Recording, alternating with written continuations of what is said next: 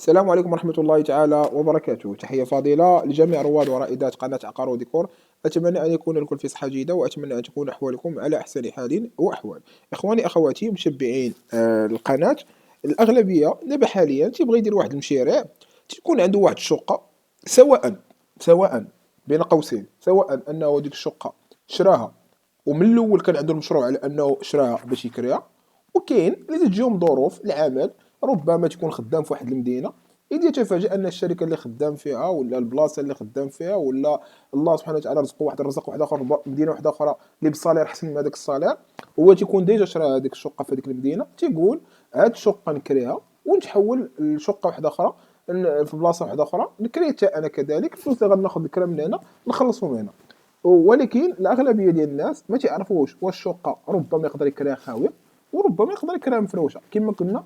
دابا خاص اول حاجه نعرفوا من الاول واش هذا السيد كان داير في باله على اساس انه هذيك الشقه اللي هو شراها من الاول كان غادي نشري غادي نكريها، ولا ما كانش عنده الغرض ديال الكراء حتى جابته الظروف وخلاته على انه يكريها. هنا غادي نبداو بالناس اللي من الاول المشروع اللي في دماغهم هو انهم يشريو واحد الشقه ويكريها، وتي اغلبيه تيديروا يا اما الجاليه المغربيه المقيمين بالخارج، يا اما الموظفين اللي تيكونوا حاليا تيكونوا جوج موظفين، يعني موظفه وموظف تزوجوا تيشريو شقه، الراجل تيشري شقه يسكنوا فيها والمراه تشري شقه تيديروا بروجي، ولا تيديروا 50% 50%، اغلبيه يديروا هذه القضيه هذه. لهذا فاخي او اختي الكريمه اللي مقبلين على شراء شقه من اجل باش انهم يديروها بروجي اي مشروع، اول حاجه خاصنا نديروا الدراسه ديال هذاك المشروع. يمكنش انك انت باغي تدخل واحد المشروع وانت ما دارسوش صافي حيت بنت خالتك شرات شقه في البلاصه الفلانيه وكراتها يدير المشروع راه ناجح. لا، خاصني اول حاجه ندير دراسه المشروع. كيفاش ندير دراسه المشروع؟ تنمشيو نشوفوا هذيك البلاصه اللي انا بغيت نشري فيها الشقه، بشحال ممكن انه العقار يتكرا فيها. تمشي نشوف، تنسول، يعني حتى انا كذاك تندير بحال راسي انني غادي نمشي نكري، تنسول شقه مفروشه بشحال الثمن ديالها، وشقه خاويه شحال الثمن ديالها.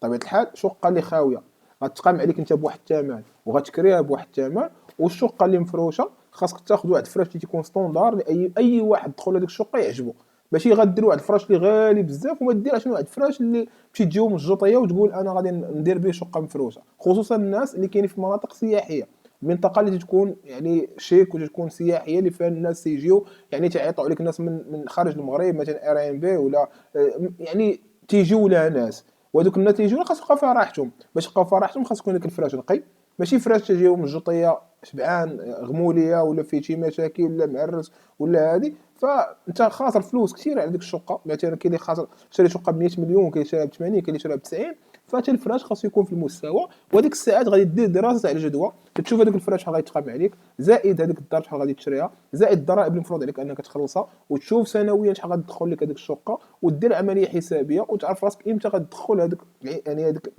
يعني الفلوس اللي خسرتي نهار غادي تدخلهم ونهار غيولي عندك الربح.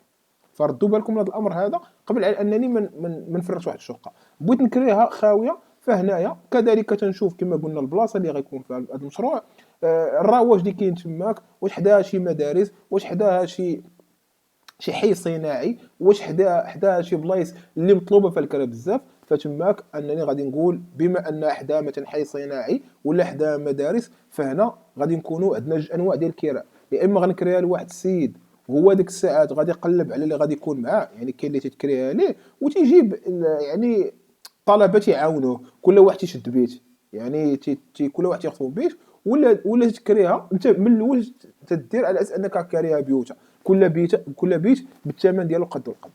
فاهمين؟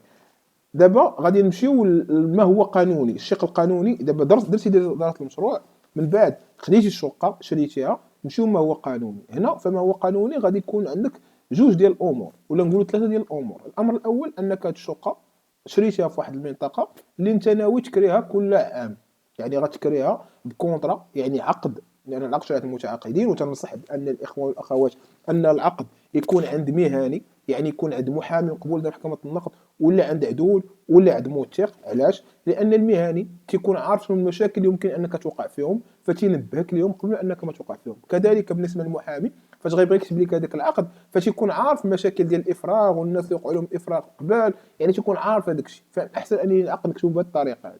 وممكن كذلك نكتبوا بطريقه عرفيه، ولكن كما شرحنا في فيديوهات سابقه، فالقانون خاص يكون عقد اللي هو قانوني، نمشي نصاوبو نسجل العقد ديالي ومريضنا ما عنده باس، خصوصا الناس يكريو كل سنه، والعقد يكون فيه بنود اللي هما باينين وواضحين. راه الناس اللي باقي ما تفرجوش في الفيديو ديال طريقه كتابه العقد، راه هو كاين عندي في القناه، دخل اخويا غتلقى العقد تماك شرحه بتفصيل ممل، كيفاش تكتب عقد وكيفاش تحفظ الحقوق ديالك سواء كنتي كاري ولا مكتاري. تنديروا هذاك العقد ديالنا السنوي، هذيك الساعات يبقى لنا الامور الماديه اللي هي شحال غادي نكريو، والسانديك واش داخل ولا ما داخلش فلوس ديال الكرا، الضريبه ديال النظافه واش داخل ولا ما داخلش فلوس ديال الكرا، وكذلك ضريبه ديال الدخل على الدخول العقاريه. يعني حتى هي خاصنا نديروا لها عمليه حسابيه على ديك الساعه تنحطوا شحال خاصنا نكريو هذاك العقار. نعطيكم مثال، مشيتي لواحد البلاصه لقيتي على ان الكرا ديال فيها مثلا 2000 درهم ولا 2300 درهم، هذيك 2300 درهم اللي غتاخذ انت كل شهر، خاصك تعرف على ان هذيك 2300 درهم اللي غتشد في يديك، خاصك تعرف ان على انه الا انت ما درتيش في العقد مع هذاك السيدي كاريلي على اساس ان السانديك هو اللي غادي يخلصو، فانت اللي غتخلص السانديك. الا ما درتيش مع على اساس ان الضريبه ديال النظافه هو اللي غادي يخلصها، فانت اللي غتخلص الضريبه ديال النظافه. وكذلك الا كان المجموع ديال المداخيل حاليا يعني في 2000 يعني انت غتشري في 2025، اذا ما تخلص ضريبه النظافه تاع 2026، وكذلك ما تخلص الضريبه ديال الدخول العقاري تاع 2026. اذا الا كان مجموع مداخيل قل من 40000 درهم فانك معفي من الضريبه ديال الارباح العقاريه او الدخول العقاريه. الا كنتي عندك اكثر من 40000 درهم فتكون تابعك ضريبه ديال الدخول العقاريه، تنجمع الضرائب كامله، تنجمع المصاريف اللي عندي، تنجمع كل شيء، العقد بشحال غادي يتقام، تنجمع كذلك الفلوس مثلا الا كنا عند المحامي ولا العقد لنا الفلوس ديال السمسار، هادشي كامل او الوكيل العقاري، تجمع هاد الفلوس كاملين وتنعرف راسي شحال غيتقام عليا هاد الشهر ككراء. كذلك الا كنت غادي نكري لشركه فنعرف راسي على انهم غيديروا لي واحد الاقتطاع اللي غادي يكون اقتطاع من المنبع، فتورد لي البال ديالي اني غندير عمليه حسابيه ونعرف واش اني مسلكني هذاك الشيء باش اني كاريه ولا ما مسلكنيش. يعني هذه الشق الاول. الشق الثاني بالنسبه للناس اللي غادي يكريو ان هذيك الشقه غادي يكريوها مفرشه، الا كنتي غتكري هذيك الشقه مفرشه فزائد هادشي كامل اللي قلنا عندك واحد الضريبه اللي هي التيفيا، هذيك التيفيا يعني او الضريبه على القيمه المضافه تتزادك الا كنتي غتكري شقه مفروشه او ما هو سياح. فلهذا نمشي اخويا عند المحاسب نقول له شنو هي الضرائب اللي عليا، واش ندير شركه ولا نبقى ندير كراء عادي، اشنو هو الامور اللي خاصني نديرها باش نكري بكراء مفروش، وشنو هي الامور اللي خاصني ندير باش نكري كراء عادي. هذيك الساعات المحاسب ولا اي واحد اللي في الميدان خاص بهاد الامور ديال الكراء راه غادي يقول لك كيفاش خاصك دير بالتفصيل الممل، غادي يشرح لك هو كذلك امور اللي هي قانونيه لان هذيك هي الخدمه ديالو، هو فاهم فيها مليون في المئة. انا تنعطيك غير البدايه خاصك دير، وانت خاصك تعد مهني اللي غادي يكمل معاك هاد الامور هذه.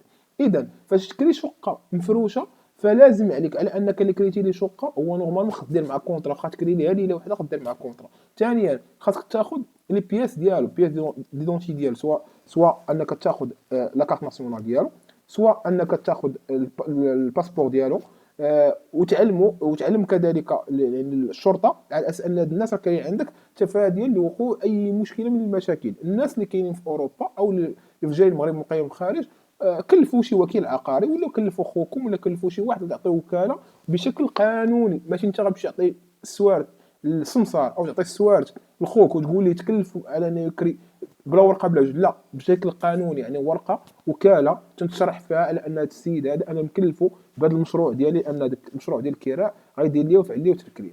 احنا حيدنا الامور بالنسبه للناس اللي اصلا دايرين براسهم في دماغهم من الاول على اساس انه مشروع. ندوزو للناس اللي جاتهم الكريه على غفله. الناس اللي جاتهم الكريه على غفله تماما غيديروا بحالهم بحال هاد الناس اللي هما يعني فكروا فيها على اساس انه مشروع غير هوايه. غالبا الناس اللي تجوهم يعني الكريه على غفله تيكون الاثاث اللي مبتين به الدار، بعض المرات تيكون تيشريها مثلا من الجطيه، بعض المرات تيكون عنده اثاث قديم يعني عطاتو ليه الوالده ديالو او الوالد ديالو او جا كادو، فبالتالي فالثمن باش غادي يكري هذا السيد يعني شقه بشكل يومي او بشكل شهري على انه مفروش راه ماشي بحالو بحال السيد اللي انفيستا فلوس صحيحه على اساس انه هذا غيديروا مشروع ديال الكراء، يعني تيكون اختلاف بعضياتهم. اذا حتى الثمن خاص يكون ناقص في الثمن. اذا هذا السيد اللي غادي يكري شقه اللي هي مفروشه اللي مفرشه على ذوق ديالو راه الثمن تقريبا اغلبيه تيكون ناقص في الثمن، لان الفراش يكون فرشه به الدار تيكون فراش عادي ما تيكون شي حاجه اللي غاليه بزاف. فلهذا اما الناس اللي كارين يعني اللي مفرشين دارهم فراش يعني مزيان، خويا نصيحه مني كنتي داير على اساس انك غتسكن في هذيك الشقه وجاتك خدمه على غفله وتحولتي لمدينه واحده اخرى وغتشري فراش واحد اخر في مدينه اخرى، الفراش اللي واخدو انت على ذوقك، اذا تشوف شي حاجه اللي ديالتك تشوفها اللي زوينه وعاجباك وهذه ديها اخويا معاك للدار جديده. علاش؟ لان اي حاجه في هذيك الدار اللي انت حاطها فتعتبر مفقوده، لان ما تعرفش مع من غادي تلاقى، ربما اليوم تلاقى مع ناس زوينين غدا تلاقى مع ناس خايبين، ما تعرفش مع من تلاقى. هذا هو يعني الفرق ما بين كراء شقق مفروشه وكراء شقق يعني سكنيه خاويه. حاولت ان نشرحها لكم يعني بعجاله. اخوان الاخوات، اللي عنده شي سؤال حول هذا الموضوع مرحبا والف مرحبا في التعاليق، قول لي السؤال ديالك ونجاوبك عليه ان شاء الله باذن الله. هذا نهايه الفيديو، الى فيديو اخر ان شاء الله باذن الله، والسلام عليكم ورحمه الله تعالى وبركاته.